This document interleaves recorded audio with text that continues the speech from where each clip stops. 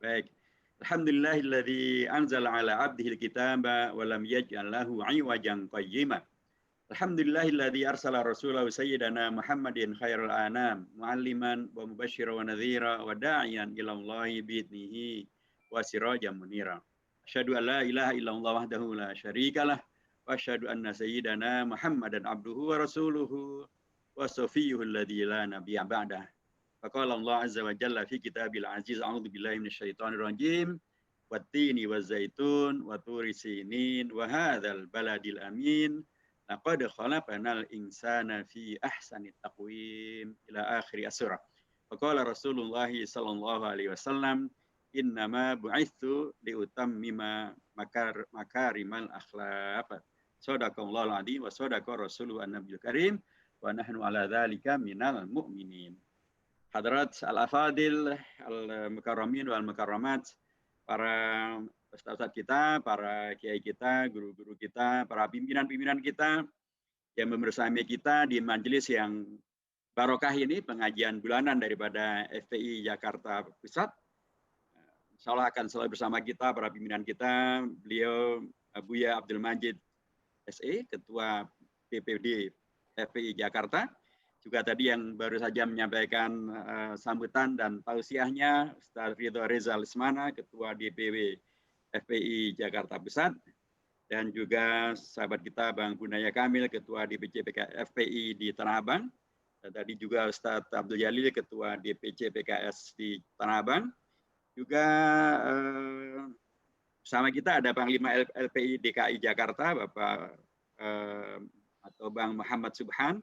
Ada juga Habib Soleh Napoleon, Bapak Handono Wido Wijoyo, Ketua RW 011, Bapak Hadi Gunawan, Wakil RW 011, Bapak Wawan Abdurrahman, Bendahara RW, Bapak Mamar Rais, Imam Masjid kita, dan Bapak Ustadz Maulana, Ketua Ta'mir daripada Masjid Nurul Falah, dan juga Bapak Muslim Jamhari, Imam Masjid kita juga, para mujahidin, mujahidat dari FPI, para laskar yang semuanya saya hormati.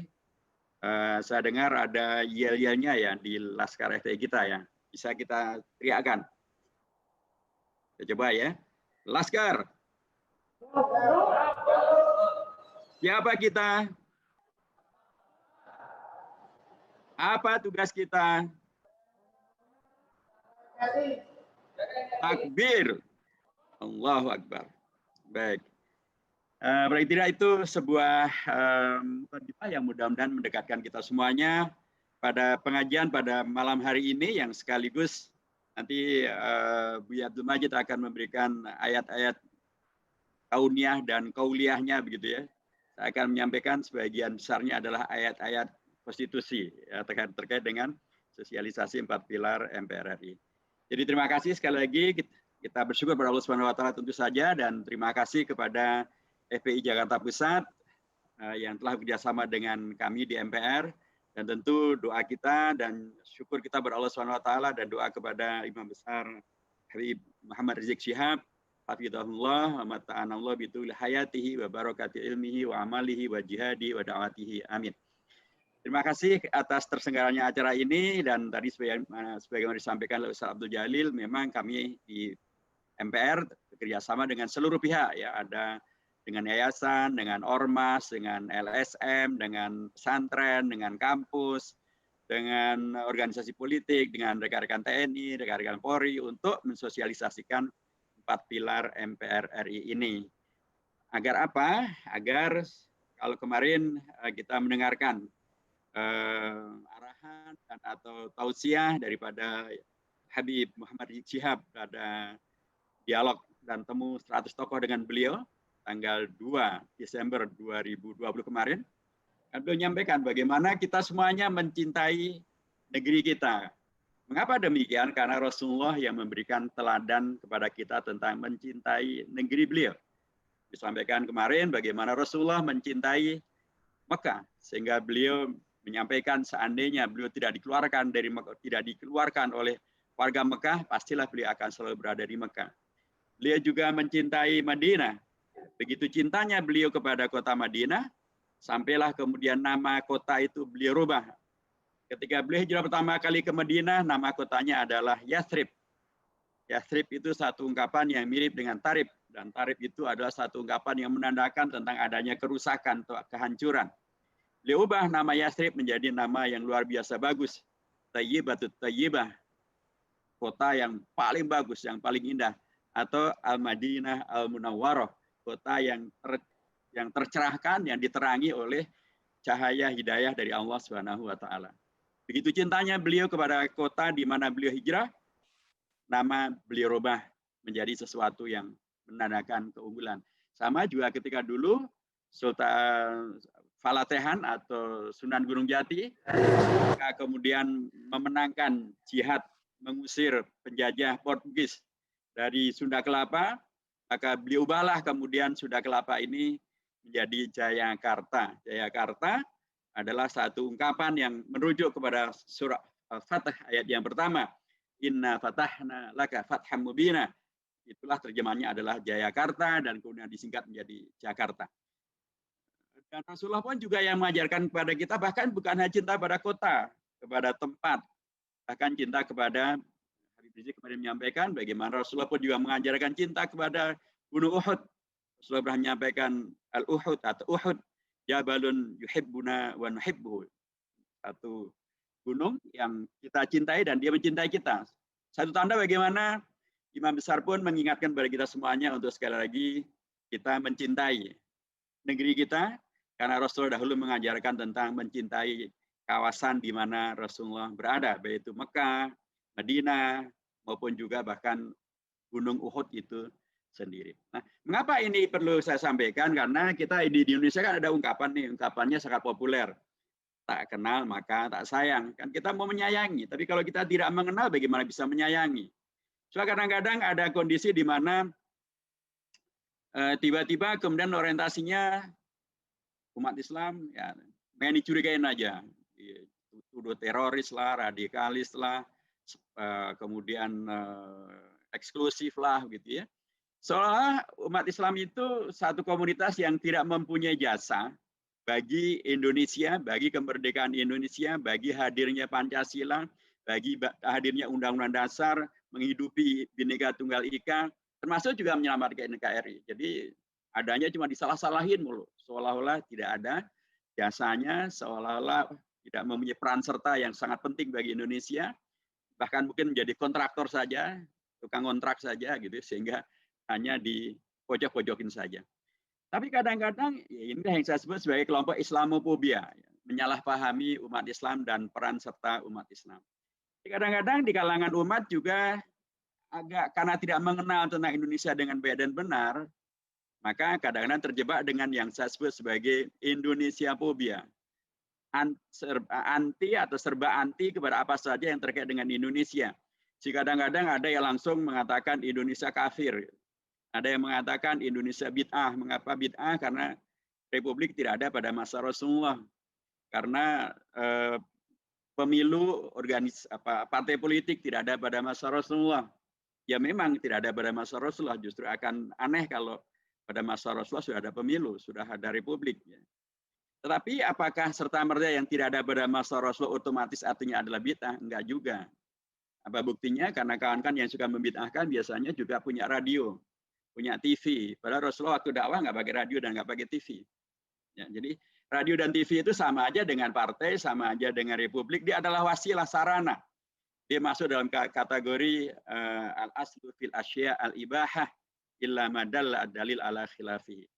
Jadi, nah kedua kondisi ini yang mudah-mudahan dengan kalau kita mengenal baik Indonesia, dengan peran ulama, peran para habaib, peran para umat begitu ya untuk Indonesia ini, mudah-mudahan akan hilanglah ya Islamophobia, anti pada umat Islam, tapi umat Islam pun juga hilanglah pemahaman yang serba mengkafirkan, serba membid'ahkan, tapi melihat Indonesia ini adalah warisan jihad, ijtihad, mujahadah, tadhiyah, musyawarah, dan bahkan hadiah umat Islam bagi Indonesia.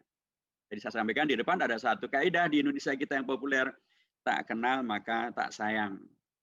Nah karenanya agar kita bisa menyayangi Indonesia sebagaimana Rasulullah menyayangi Mekah, menyayangi Madinah, menyayangi Uhud, maka kita perlu mengenal. Mengenal inilah yang kami sampaikan dalam bentuk sosialisasi 4 pilar MPR RI. Kemarin Imam Besar Habib Rizik Syihab menyampaikan tentang bahwa Pancasila itu adalah bukan sekedar pilar, dia adalah dasar. Betul. Nah, kegiatan kita di MPR ini adalah berbeda dengan dulu. Dulu memang ada kegiatan namanya 4 pilar kebangsaan. Itulah yang kemudian menjadi masalah karena memperkirakan Pancasila itu hanya pilar. Itu sudah dikoreksi oleh Mahkamah Konstitusi dan sudah tidak boleh, dan kami di MPR tidak pakai itu lagi.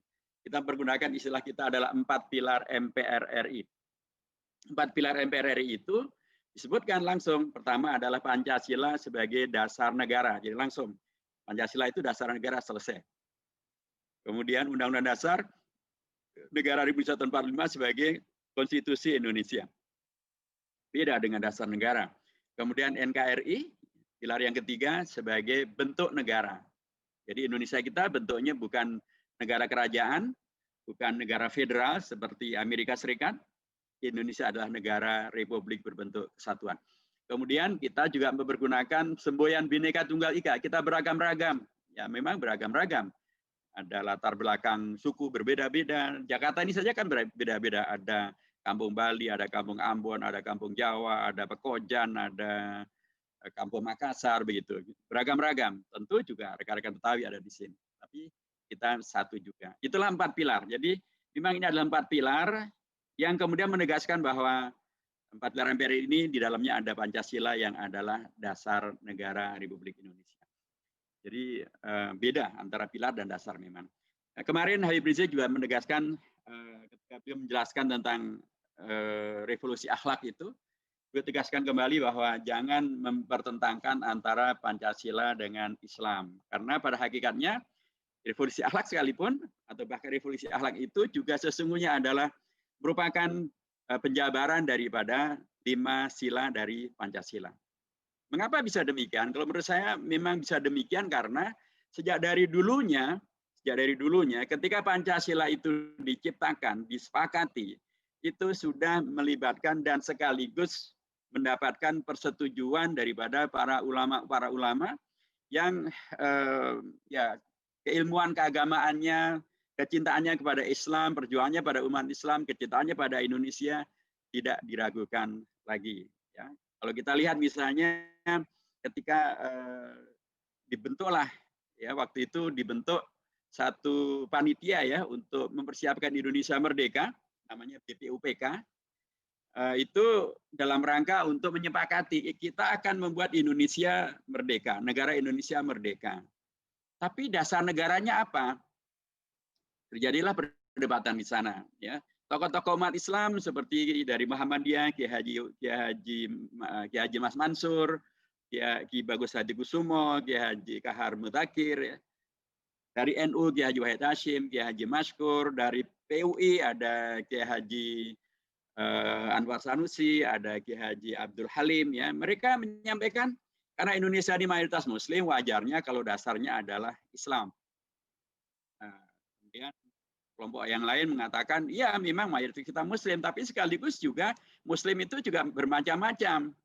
Tapi juga kita juga bertemu dengan begitu banyak kelompok di luar agama Islam. Karenanya mestinya asas kita adalah yang bisa menyatukan semuanya. Itulah asas kebangsaan. Bung Karno kemudian menyampaikan pidatonya yang menyampaikan tentang Pancasila 1 Juni. Nah, Pancasilanya Bung Karno ini berbeda dengan Pancasila yang nanti akan kita sepakati.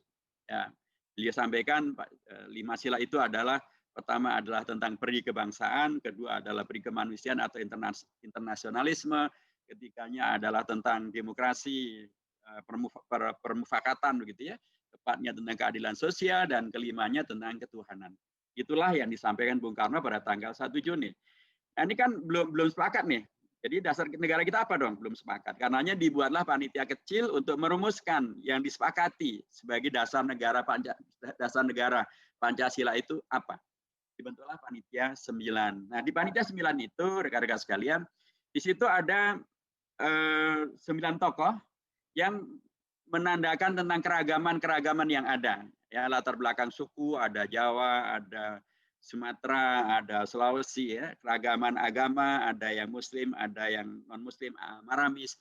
keragaman latar belakang politik, ada yang partai nasionalis sekuler, ada yang partai Islam, ya. Latar belakang ada partai, ada ormas, gitu ya. Ada yang latar belakangnya ahli ekonomi, ada ahli hukum, ada insinyur, ya, dan juga ada yang ahli agama.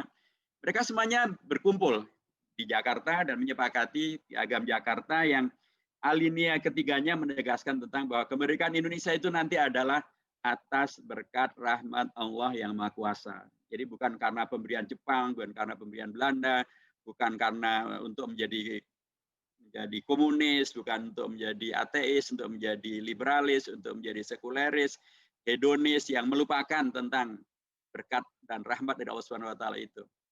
Dan itu semuanya dimulai juga dengan penegasan bahwa kemerdekaan itu adalah hak segala bangsa. Karenanya segala bentuk penjajah harus dinyahkan dari muka bumi karena tidak sesuai dengan prinsip keadilan dan kemanusiaan.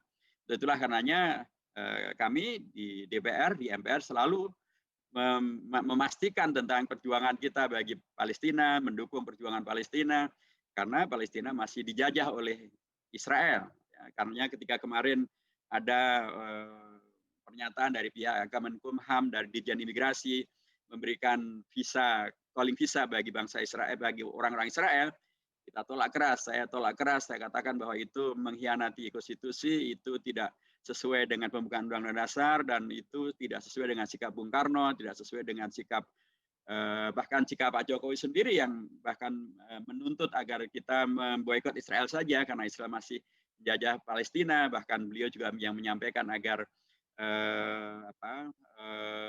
bangsa-bangsa dari OKI bersama dengan beliau untuk membela Palestina merdeka. Jadi kalau kita serius membela Palestina merdeka, mestinya jangan kasih dong kesempatan yang seolah-olah ada hubungan antara Indonesia dengan Israel dengan dibukanya visa atau calling visa itu. Ya, kita tolak itu karena sekali lagi pembukaan Undang-Undang Dasar tegas memberikan posisi yang demikian amat sangat jelas.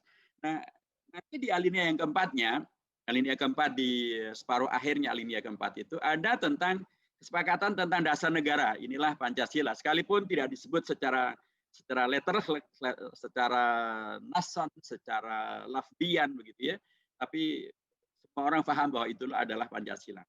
Semula disebutkan bahwa sila pertamanya adalah ketuhanan dengan kewajiban melaksanakan syariat Islam bagi pemeluk-pemeluknya. Sila kedua, ketiga, keempat, dan kelima seperti yang kita hafalkan sekarang. Kemanusiaan yang adil dan beradab, persatuan Indonesia, kerakyatan dipimpin hikmat bijaksana dalam pemusatan perwakilan, dan keadilan sosial bagi seluruh rakyat Indonesia. Nah, disepakatilah itu. Jadi itu sebagai jalan tengah antara pihak-pihak yang menginginkan agar dasar negara adalah Islam dan pihak yang menginginkan dasar negara adalah kebangsaan. Disepakatilah menjadi Pancasila yang di dalamnya ada sila pertama, ketuhanan dengan kewajiban melaksanakan syariat Islam bagi pemeluk-pemeluk. Indonesia diproklamasikan pada tanggal 17 Agustus. Nah, pada sore harinya orang-orang dari Indonesia Timur mereka menyampaikan keberatan bahwa kalau 7 kata itu dalam sila pertama pembukaan Undang-Undang Dasar masih ada sila pertama di dalam Pancasila di pembukaan Undang-Undang Dasar masih seperti itu, mereka merasa tidak menjadi bagian dari Indonesia, mereka akan keluar dari Indonesia, mereka mengancam akan keluar dari Indonesia. Dan ini tentu satu hal yang tidak sesuai dengan tujuan Indonesia merdeka. Tentu Indonesia merdeka supaya kita bisa bersatu, tidak lagi dijajah oleh Belanda, tidak dipecah belah oleh Belanda. Karenanya masalah itu disampaikanlah kepada Bung Hatta, dan Bung Hatta menyampaikan kepada 4 tokoh umat Islam, satu dari NU Kiai Haji Wahid Hashim, dari Muhammadiyah Kiai Haji Ki Bagus Hadikusumo, tokoh dari pesantren di kalangan Muhammadiyah, dan Mr. Teuku Muhammad Hasan dari Aceh, dan Mr. Kasman Singodimejo dari Partai Islam Indonesia. Nah, 4 tokoh ini kemudian berembuk dan mempertimbangkan bahwa kita harus mempertimbangkan masalah terbesar bagi umat dan bagi bangsa. Sehingga kemudian disepakatilah sebuah sirah, sebuah ungkapan yang baru, yaitu ketuhanan yang Maha Esa, tapi Ki Bagus Hadikusumo menegaskan dan nanti disetujui oleh Kiai Haji Wahid Hashim bahwa yang dimaksud dengan yang Maha Esa adalah tauhid, adalah akidah. Jadilah dengan itu, selamatlah Pancasila, selamatlah dengan Pancasila Indonesia yang baru diproklamasikan itu tidak menjadi pecah, dan kemudian Indonesia bisa memproklamasikan diri sebagai negara yang merdeka. Tetapi, ya mas sekalian, Belanda tidak rela Indonesia merdeka begitu saja, karena terus diganggu terus, sehingga kemudian tidak lama dari Indonesia merdeka pada tanggal 17 Agustus itu, Belanda terus menyerang dan bahkan membonceng sekutu dari Surabaya. Mereka ingin menjajah kembali Indonesia. Kemudian tampillah para ulama, Kiai Haji Hasyim Asy'ari. Beliau melihat bagaimana Belanda ingin comeback, ya, dan beliau melihat bagaimana umat siap untuk berjihad membela Indonesia merdeka ini. Padahal sila pertamanya sudah berubah menjadi ketuhanan Yang Maha Esa. Maka beliau kumpulkanlah para ulama di Jawa Timur dan di Madura, dikumpulkan di Surabaya, dan kemudian disepakatilah yang kemudian disebut sebagai fatwa jihad atau resolusi jihad, yang isinya diantaranya adalah tentang hukum fardu ain, membela kemerdekaan Indonesia yang diproklamasikan tanggal 17 Agustus itu, supaya tidak dijajah lagi oleh Belanda. Fardu ain bagi siapapun yang tinggal di Surabaya dan masyarakat cluster di sekitar Surabaya. Di luar itu hukumnya adalah fardu kifayah. Kemudian siapapun yang meninggal dalam perjuangan ini, karena ini adalah melaksanakan jihad fisabilillah, maka dia mati sebagai syuhada. Dan siapapun yang mengkhianati, dia boleh dihukum bunuh. Begitulah pada waktu itu. Dan heroiklah, tampillah. Yang menarik yang ingin saya sampaikan di sini adalah bahwa Kiai Haji Hasyim Asy'ari dan para ulama, termasuk Kiai Haji Wahab Asrullah, yang kemudian dari fatwa itu, kemudian dari fatwa jihad itu nanti mereka membentuk, ada namanya Laskar Jihad, ada namanya Laskar Santri, ada namanya Laskar Kiai, ada namanya Laskar Sabilillah, Laskar Hizbullah, gitu ya. Mereka membentuk itu semuanya dan berjihad, melaksanakan resolusi jihad itu melawan pemberontakan Belanda, padahal mereka tahu bahwa sila pertamanya sudah berubah menjadi ketuhanan Yang Maha Esa. Saya yakin bahwa mereka yang para ulama-ulama besar pada zamannya, sekaligus mereka adalah memahami betul tentang syariahnya, syariah Allah Subhanahu wa taala, dan paham betul tentang tantangan zaman pada waktu itu. Mereka kemudian tetap membuat satu ijtima, buat pertemuan para ulama di Surabaya dan menfatwakan fatwa jihad yang kemudian mereka bergunakan betul-betul untuk mempertahankan Indonesia merdeka, sekalipun tadi Pancasila, sila pertamanya sudah mengalami perubahan. Dari itu kemudian bahkan menghadirkan persetujuan. Ketika kemudian umat Islam ya pada tanggal 7 dan 8 November tahun 45 menyelenggarakan Kongres Umat Islam pertama di Yogyakarta. Dan kesimpulannya ada dua di Jakarta itu, keputusannya. Pertama adalah membentuk satu partai Islam saja, namanya Partai Masyumi. Dan yang kedua adalah mendukung fatwa jihad dari Nahdlatul Ulama di Surabaya. Padahal yang di Jogja itu mayoritasnya adalah dari kalangan Muhammadiyah maupun juga dari ormas-ormas non-Muhammadiyah maupun non-NU. Mereka bertemu semuanya untuk membentuk Partai Islam Masyumi dan mendukung fatwa jihad tadi itu.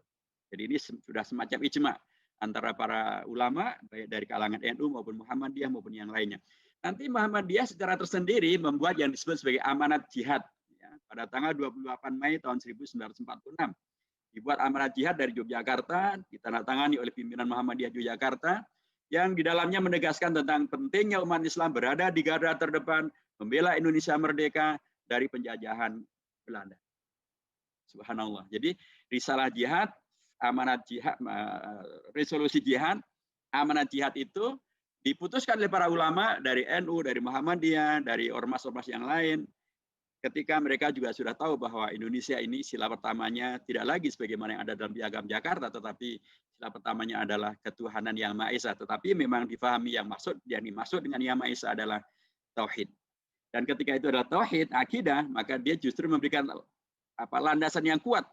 Karena syariah ya akan bisa dilaksanakan dengan baik dan benar kalau bahasanya adalah akidah, gitu kan? Karenanya ungkapannya adalah inna sholati wa nusuki wa mahyaya wa mamati lillahi rabbil alamin. Lillahi rabbil alamin itulah tauhid, itulah akidah. Inna sholati wa nusuki wa mahyaya wa mamati itulah syariah. Jadi demikianlah rekan-rekan sekalian, para ulama kita memberikan alas yang kokoh dan kuat untuk menghadirkan dasar negara Pancasila dan bahkan bisa berkompromi bersama dengan tokoh-tokoh masyarakat yang lain, menghadirkan maslahat yang terbesar, kan hakikat daripada syariah adalah maslahah. Para ulama menyampaikan asyari'atu tahqiqul maslahah, idza thammatul maslahatu fathammat syariah. Tentu maslahat di sini adalah maslahat yang mu'tabarah, bukan maslahat yang mulghah.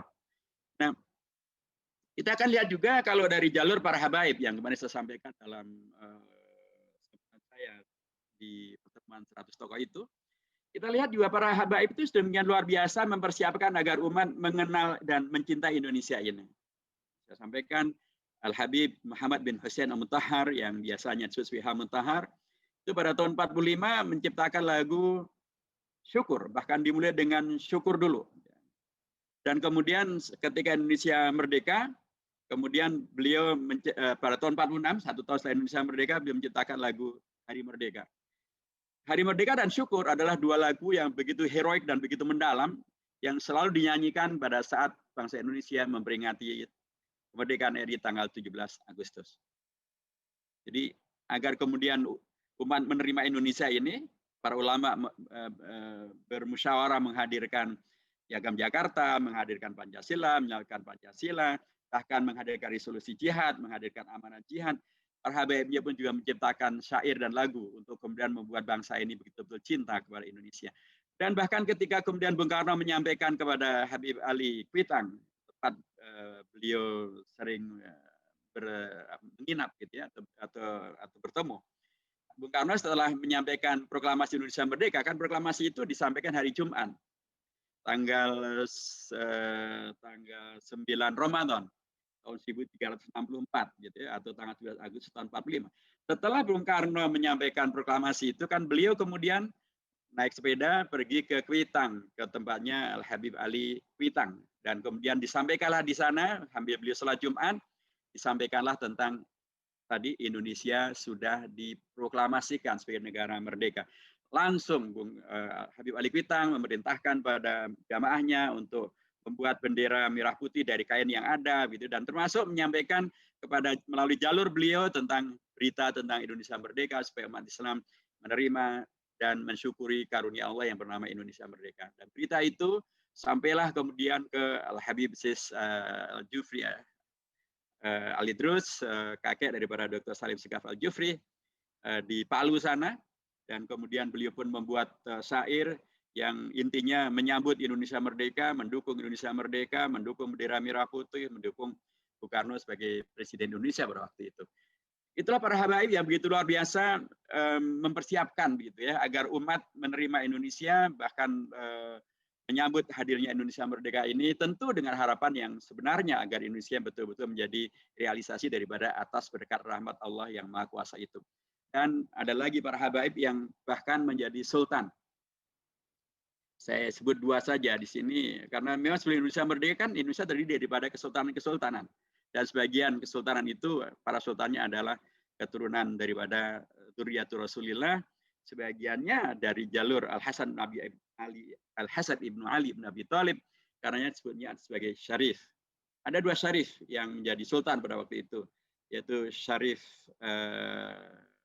Hamid Al-Qadri kedua, Syarif Abdul Hamid Al-Qadri kedua, Sultan Pontianak. Jadi begitu Indonesia merdeka, maka beliau menyampaikan bergabung dengan Indonesia merdeka, dan diserahkanlah kedaulatan kerajaan Pontianak yang sudah berdiri 2-3 abad sebelumnya, diserahkan pada Indonesia, dan bahkan beliau membantu dengan 300 meriam dan atau khusus senjata untuk mempertahankan Indonesia merdeka. Dan beliaulah nanti yang menciptakan lambang burung Garuda Pancasila. Jadi burung Garuda Pancasila itu yang menciptakan adalah seorang sultan yang syarif, yang min sulalati Rasulillah sallallahu alaihi wasallam juga. Ada lagi satu lagi Sultan Syarif Qasim kedua, sultan daripada Kesultanan Siak Indrapura ya, di Riau, di Sumatera.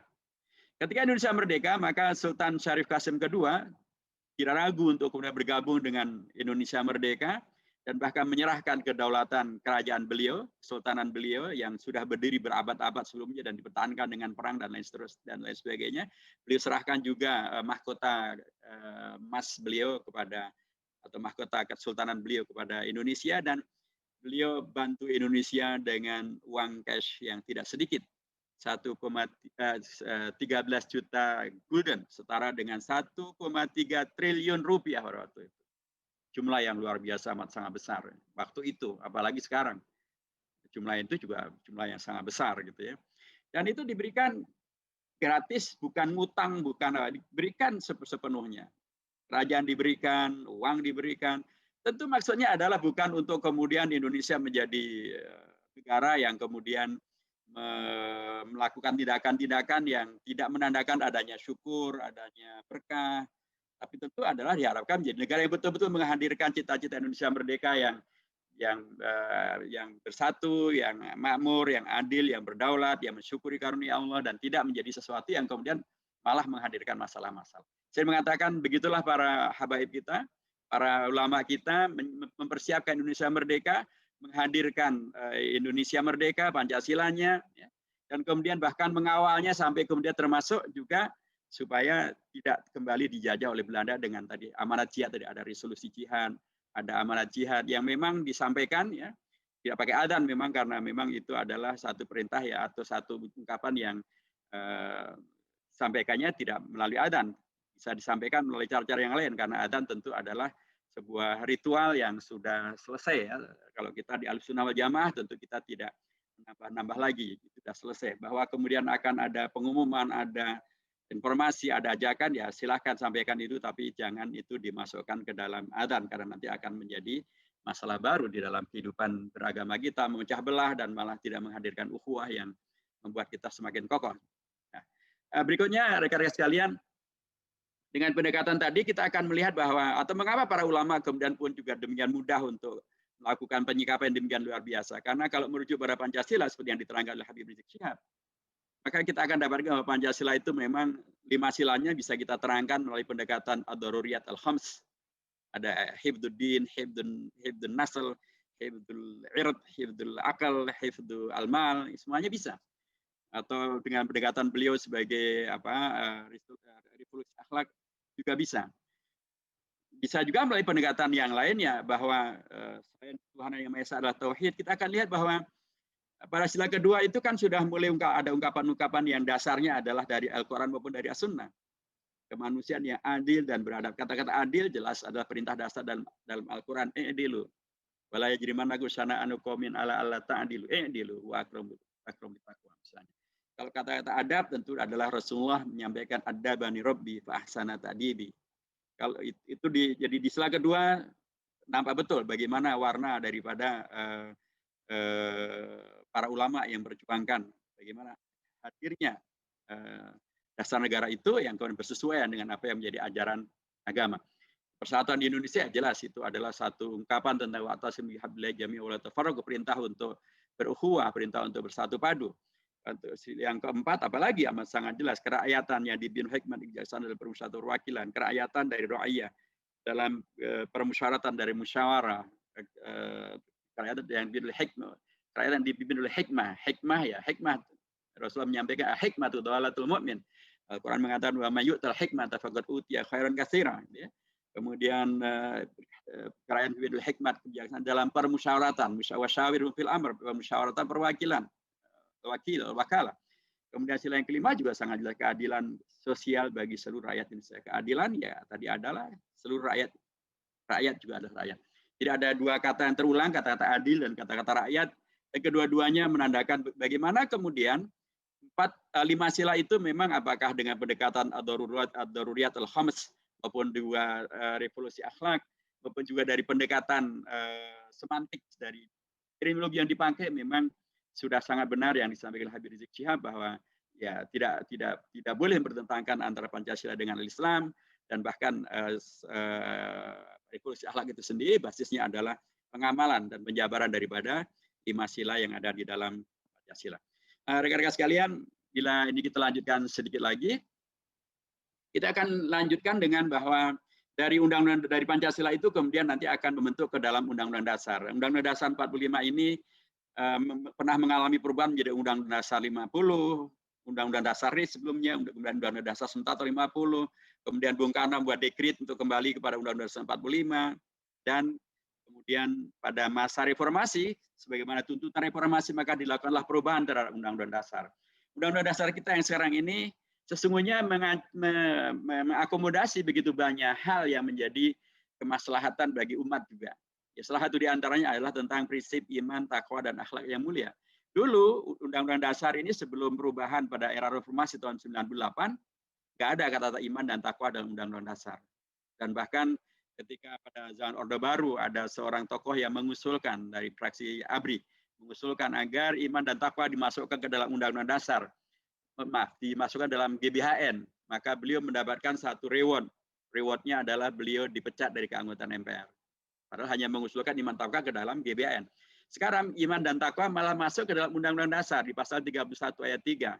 Perjuangan rekan-rekan MPR pada waktu itu agar kemudian itu terkait dengan pendidikan nasional. Jadi ditegaskan di sana bahwa negara mempersiapkan satu tujuan pendidikan nasional yang meningkatkan keimanan, ketakwaan, akhlak yang mulia baru dalam rangka mencerdaskan kehidupan bangsa.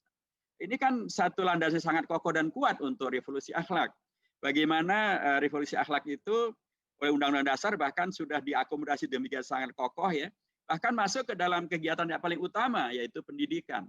Pendidikan sejak dari PAUD, kemudian TK, SD, SMP, basisnya adalah iman, takwa, akhlak yang mulia. Jadi sekaligus iman, takwa, akhlak yang mulia dalam rangka mencerdaskan kehidupan bangsa. Jadi bersatulah di situ. Hasanah fid dunya, hasanah fil akhirah menjadi satu keutuhan yang bulat ya, keseluruhan luar dan dalam, jasmani, rohani, spiritual, intelektual, dan iman, takwa, akhlak mulia menjadi Undang-Undang Dasar. Dulu dalam Undang-Undang Dasar juga tidak ada yang namanya pengadilan agama. Sekarang pengadilan agama sudah diakomodasi dalam Undang-Undang Dasar di pasal 24 Undang-Undang Dasar kita. Dulu bahkan tidak ada yang namanya hak asasi manusia itu dibatasi oleh agama. Dulu menjadi seolah-olah bebas saja.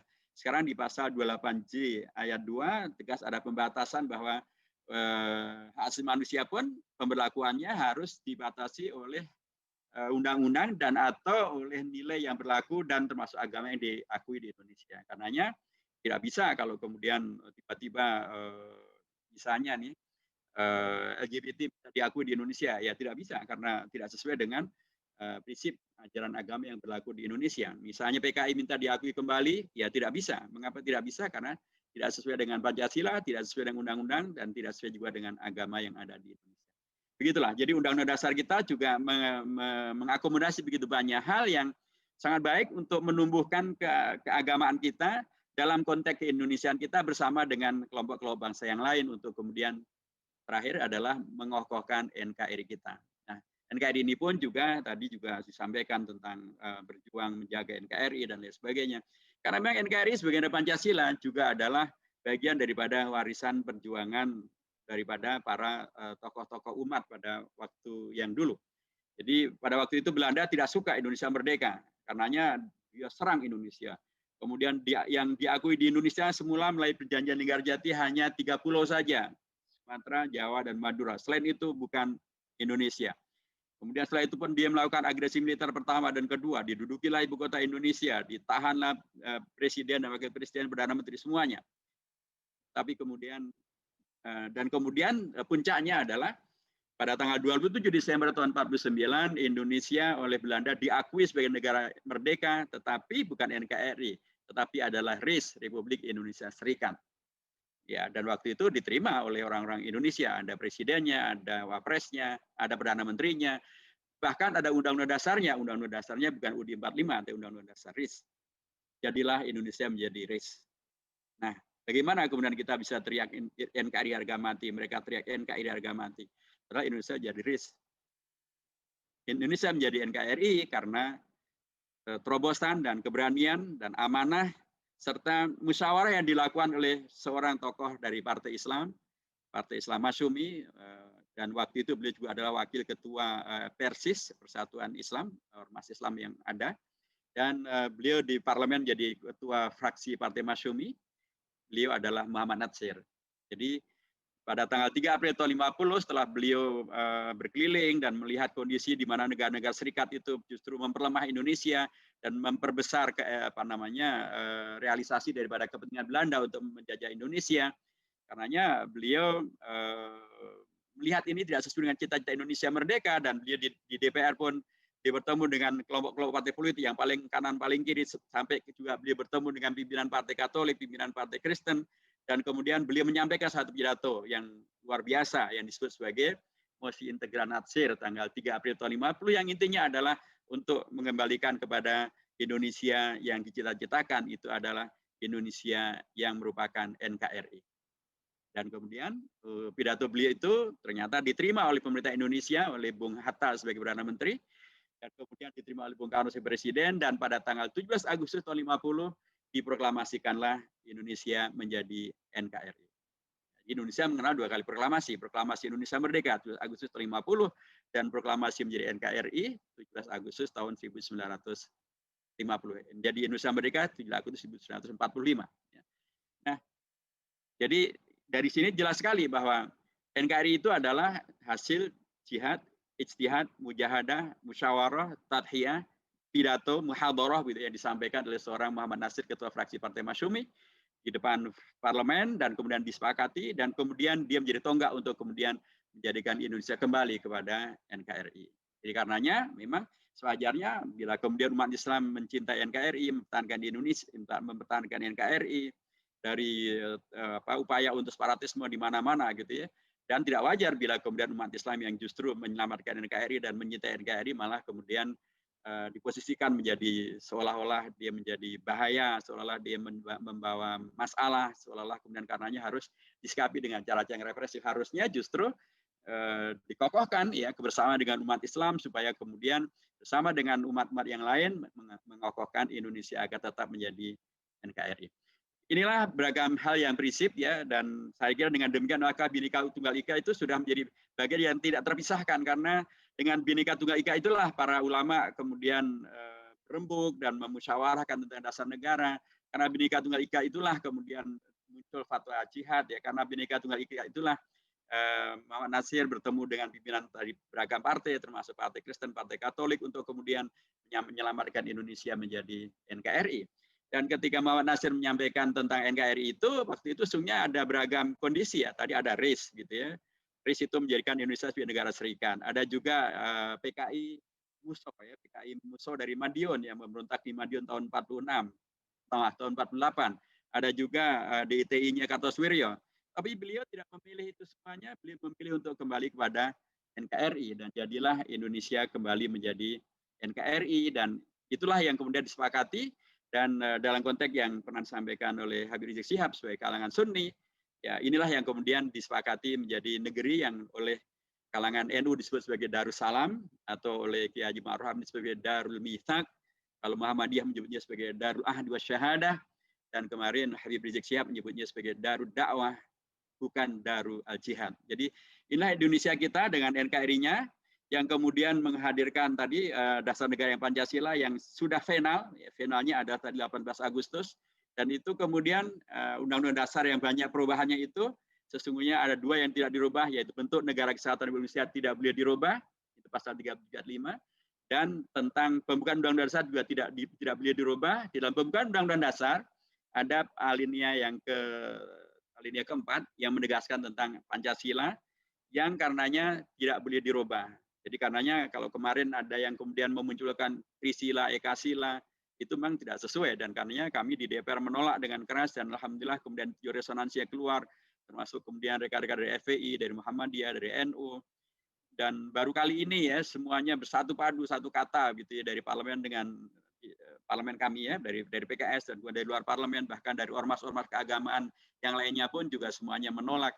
Karena memang Pancasila yang ada di RUU HIP yang sudah kita tolak di DPR itu dipaksakan untuk dibawa ke paripurna, dan itu tidak sesuai dengan apa yang disepakati oleh para bapak bangsa. Karena ketika Bung Karno menyepakati menjadi ketua PPKI, tidak lagi pernah beliau menyebut tentang Trisila, Ekasila, tidak pernah.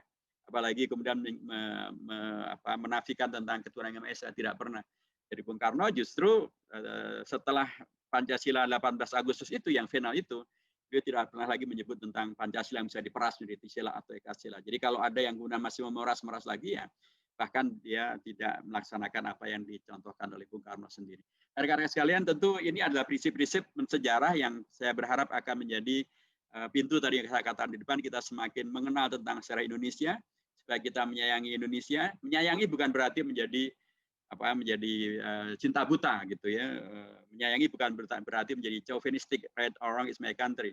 Menyayangi adalah seperti Rasulullah pernah menyampaikan, unsur akhaka dzaliman wa mazluman. Bantulah saudaramu itu, baik dia zalim maupun dizalimi. Para sahabat menyampaikan, ya Rasulullah nansur mazluman. Wahai Rasulullah, kalau yang dizalimi kita bantu, ya. Fakaifa nansuru dzaliman, bagaimana kalau dia zalim, masa kita bantu? Kata Rasulullah, ingatkan dia, hentikan dia dari kezalimannya, dan dengan cara itu Anda membantu mereka supaya tidak berkelanjutan dalam kezaliman.